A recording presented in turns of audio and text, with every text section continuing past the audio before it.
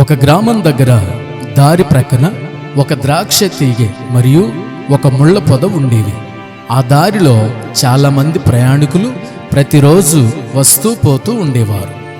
దారిన పోయే వాళ్ళ బట్టలు ముళ్ళ పొదకు చిక్కి చినిగిపోతుండడాన్ని ద్రాక్ష తీగె గమనించింది.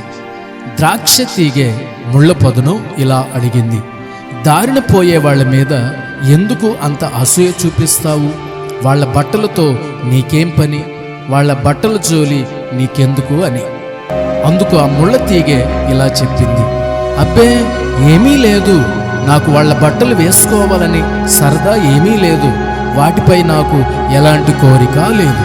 కానీ వాళ్ళు వేసుకున్న ఆ బట్టలను చింపడం అంటే మాత్రం నాకు భలే సరదాగా ఉంటుంది. నా మనసుకు హాయిగా తృప్తిగా ఉంటుంది.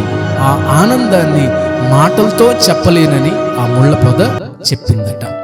డియర్ ఫ్రెండ్స్, మనం నేర్చుకునే పాఠం ఏమిటి అనంటే, అసూయపరుడు ఆటంకము లాంటి వాడు. వాడికి లాభం శూన్యం, ఏమీ ఉండదు. అయినా ఇతరులను పాడు చేయడానికి గోతులు త్రవ్వుతూనే ఉంటాడు. శరీర సంబంధమైన పాపాలలో అసూయ చాలా చెడ్డది. అసూయ ఒక దగ్గర నిలవదు, కూర్చోదు. దాని కాలు ఒక చోట కుదురుగా ఉండదు. అది ఊరంతా పచారులు చేస్తుంది. అసూయ ఒక చీడ పీడలాంటిది. అసూయపరుడు క్రమక్రమముగా క్షీణించిపోతాడు. అసూయ అనేది ఒక మనిషిలో పుడితే అది మనిషిని ఊరుకోనియదు. అది రెచ్చగొడుతూనే ఉంటుంది.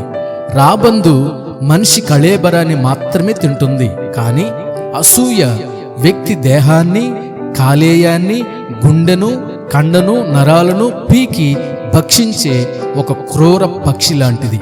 ఆత్మని పీడించే రోగాలలో అసూయ, కోపం, ఆవేశాలకు మించిన హానికరమైనవి లేవు. అసూయ ఆధ్యాత్మిక ఆరోగ్యాన్ని పాడు చేసి, ఆత్మీయ జీవితాన్ని అంతము చేసి అనారోగ్యం పాలు చేస్తుంది. అందుకే డియర్ ఫ్రెండ్స్, అసూయను విడిచిపెడదాం, ఆత్మీయంగా ఎదుగుదాం.